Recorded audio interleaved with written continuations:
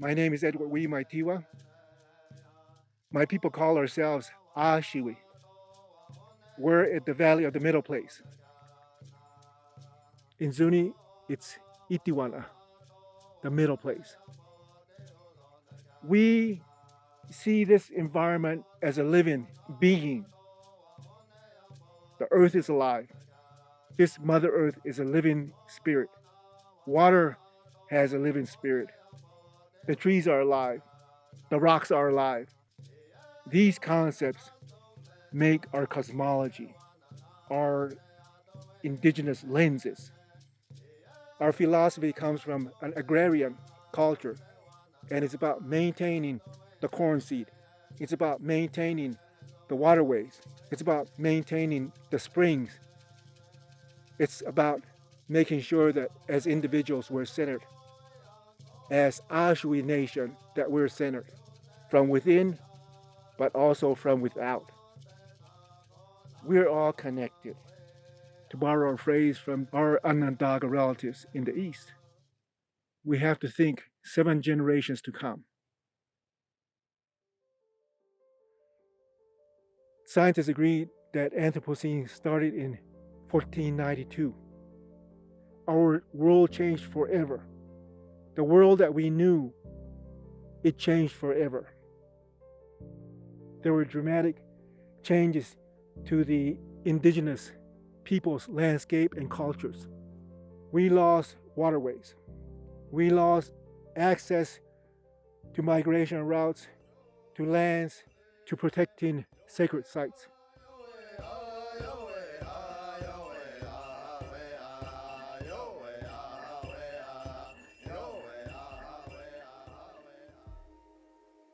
This work behind me is about warm rains, feminine rains. It was an idea that I conceived while I was at Standing Rock in 2016. There was that calling, indigenous peoples from all over the world. They gathered at Standing Rock to stand with the Sioux Water is Life campaign. It was a time at Standing Rock where the women came forward to protect the wetland sites, the sacred sites. Water is central, land is central to our survival, to our culture. In this valley, as I look to that southern rim, there's a place called Haloa. Haloa means silt wash. That was one of the most fertile fields. Today, there's no rains or flash floods, and that silt bed of once fertile lands is nothing but tumbleweeds. The water regimes have changed so much that we can't even grow the hardiest of corn. It's about water rights. It's about getting water back, getting lands back. When we talk about Anthropocene, we have to think about how we live. We have to think about what we do. We have to look at indigenous knowledge.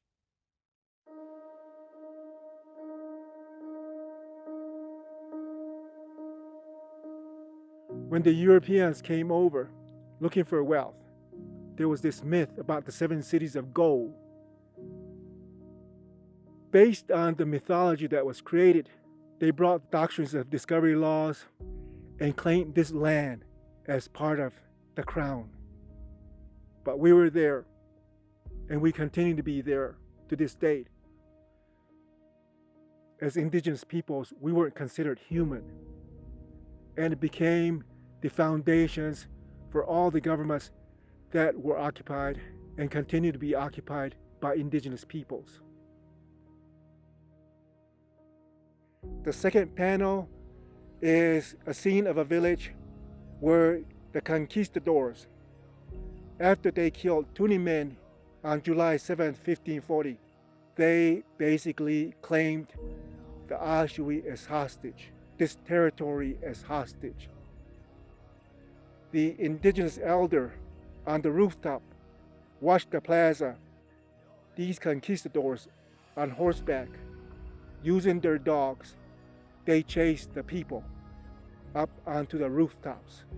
The conquistadors, they overtook the village.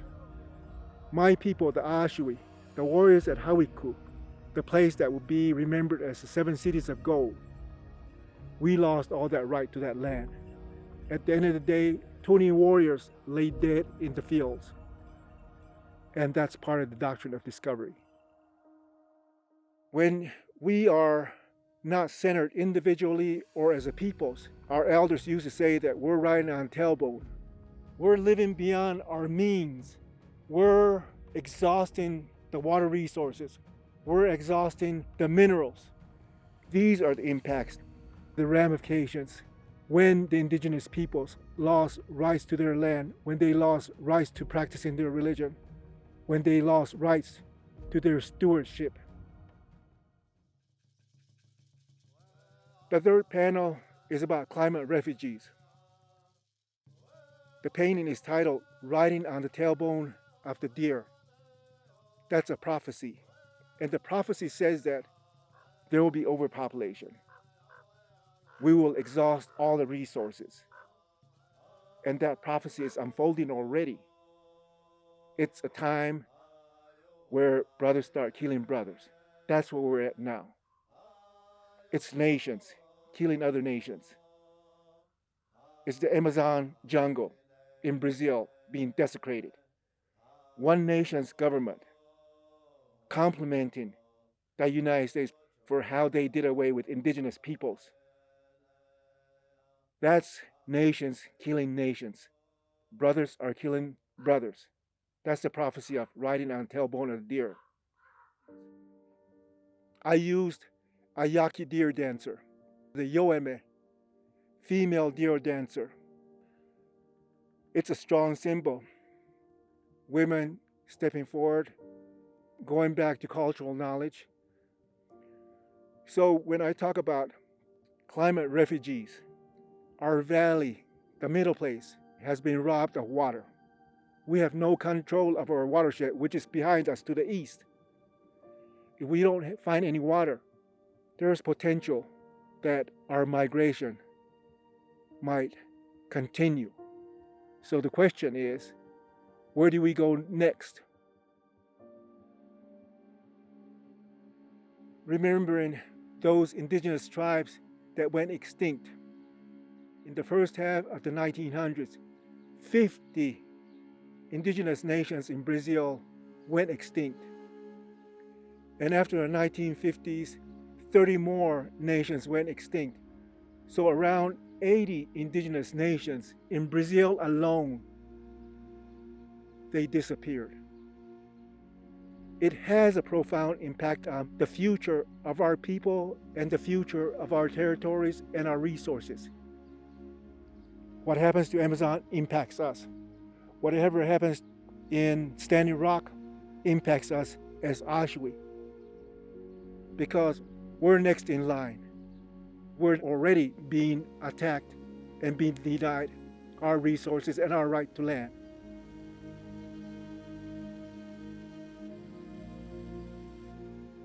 No más fuegos, no more fires. The Amazon, it's the lungs of the world. All the trees, the jungles, the rainforests, they're the ones that filter the air, the water, the atmosphere. The international community saw the burning of the Amazon. There was a loud outcry. No more fires. We have to stand in solidarity and support those indigenous nations that are stewards of the Amazon. No más fuegos. No more fires. We as an international community, we can't allow the country of Brazil to continue to attack the indigenous territories and the indigenous peoples, because they're the stewards of the Amazon. They're protecting those resources that is going to save humankind. We are the people of the land. Our language comes from the land. It's not about a consumer culture. It's about stewardship of the land. That's the language of the land. The endangered Himalayan leopard is losing its territory. If we don't stand up to protect the four-legged like the Himalayan leopard, we're allowing more animals, more birds, more amphibians to disappear. If there is to be an ecological balance, we have to make sure that all living creatures have a right to survive because they're responsible for our earthly home balance. We have to address the world banks. Some of the world banks are responsible for the climate change. Some of these world banks are supporting a railroad crossing that's going to come through the endangered leopard's territory. It's going to further endanger the leopard, and who knows what else is endangered out there. Many things that we cannot see. We are losing not only huge things like the leopard or the grizzly or the polar bear. We have to rethink, where do we want to go from here? Because we all know that there's a climate crisis.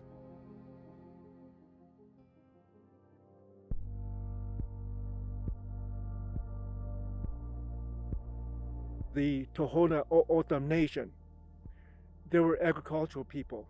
They relied on the Gila River that flowed through their territory. But when the Roosevelt Dam was built just east of the Phoenix area, the water that the Tohono O'odham relied on was blocked. No warning, no consultation.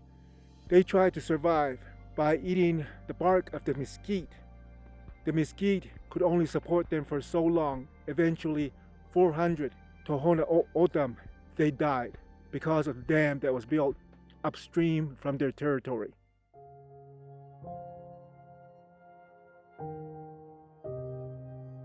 Our hearts go out to Kerry Dan, whom we lost on January 2nd, 2021.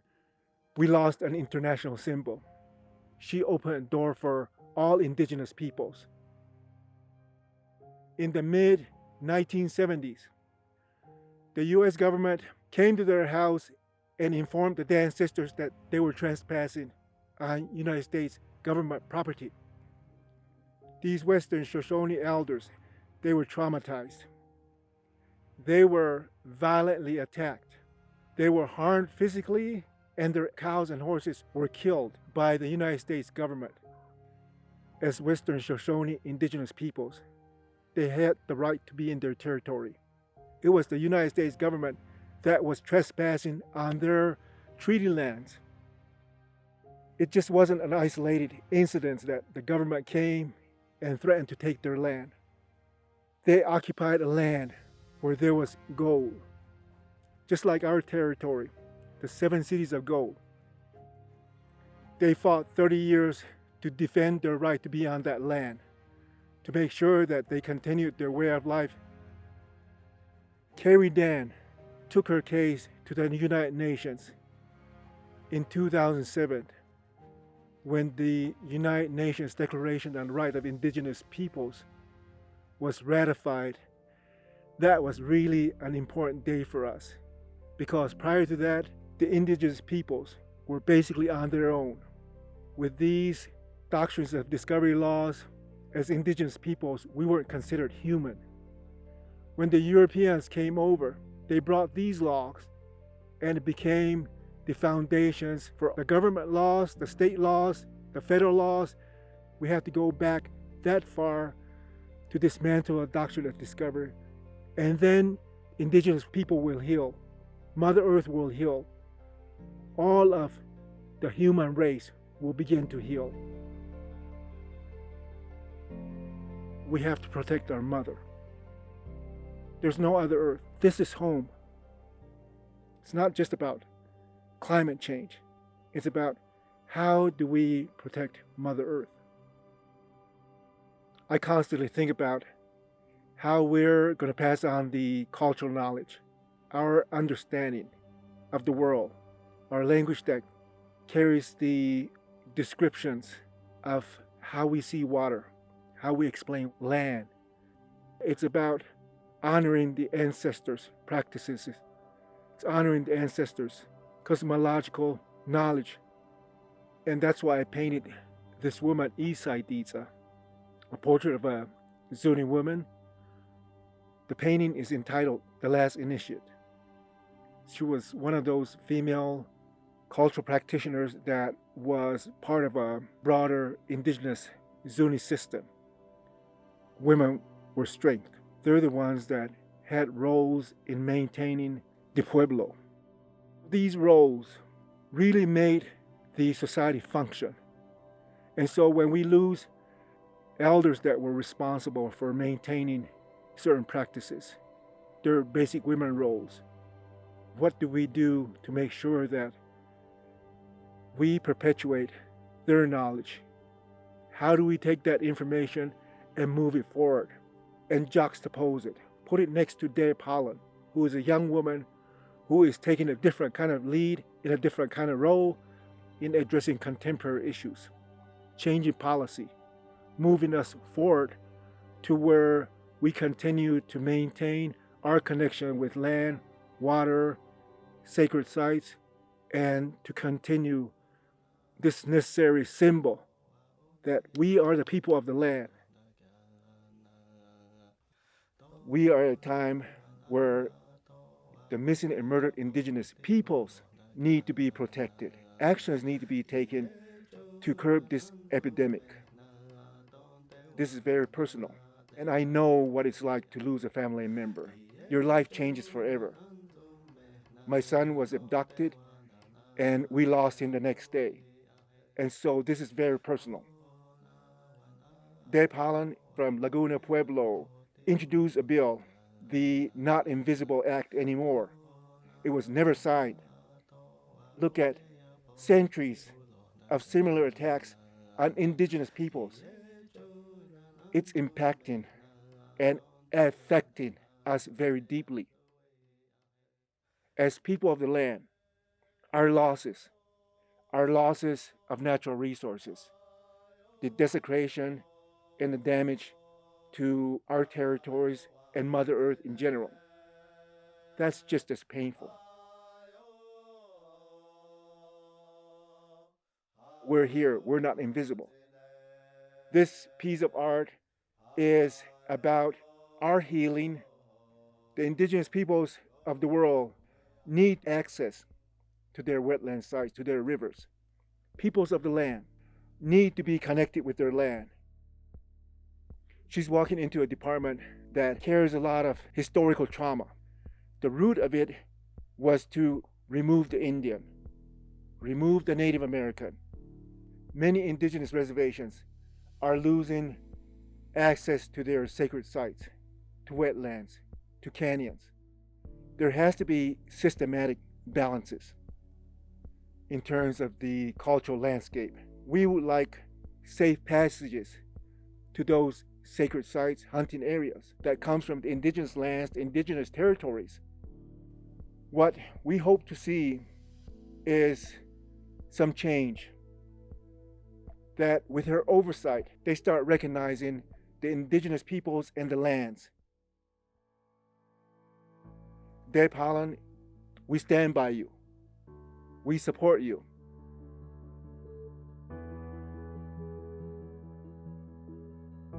When the hardiest of corn seed cannot grow anymore, that is a sign.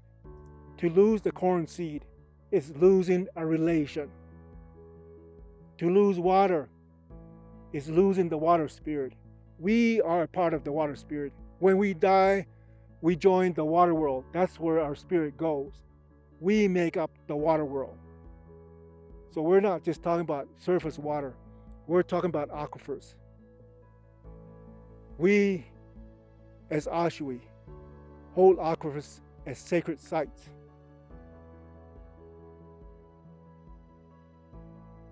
All these years, hundreds of years, creating this dysfunction on these native tribes, indigenous tribes, denying them their responsibility to the land.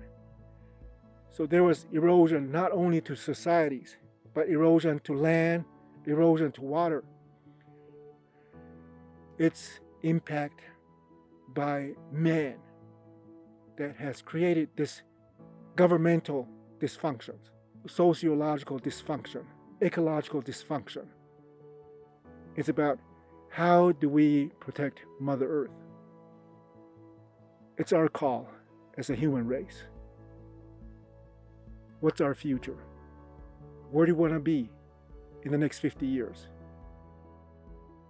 Who is willing to create an open dialogue about human populations, about living beyond our means? It's all our responsibility. Indigenous or non-Indigenous, that's our responsibility.